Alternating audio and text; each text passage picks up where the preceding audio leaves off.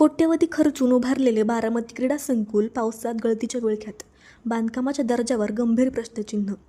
बारामतीतील Desai estate परिसरात उभारण्यात आलेल्या कोट्यवधी रुपये खर्चाच्या क्रीडा संकुलामध्ये पावसाळा सुरू होताच छताला गळती लागल्याचा धक्कादायक प्रकार समोर आला आहे. अद्याप इमारत तुलनेने नवीन असतानाच विविध ठिकाणी पावसाचे पाणी गळत असल्याने बांधकामाच्या गुणवत्तेबाबत गंभीर प्रश्न उपस्थित होत आहेत. खेळाडूंमध्ये अत्याधुनिक सुविधा उपलब्ध करून देण्याच्या उद्देशाने उभारण्यात आलेल्या या क्रीडा संकुलातच पावसाचे पाणी थेट आत आल्याने खेळाडू, पालक आणि नागरिकांमध्ये तीव्र नाराजी व्यक्त होत आहे.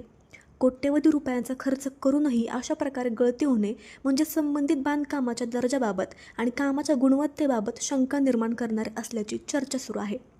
पावसाळ्यात अशा गळतीमुळे खेळाडूंच्या सरावात अडथळे निर्माण होण्याबरोबरच अपघाताचा धोका वाढण्याची शक्यता व्यक्त केली जात आहे.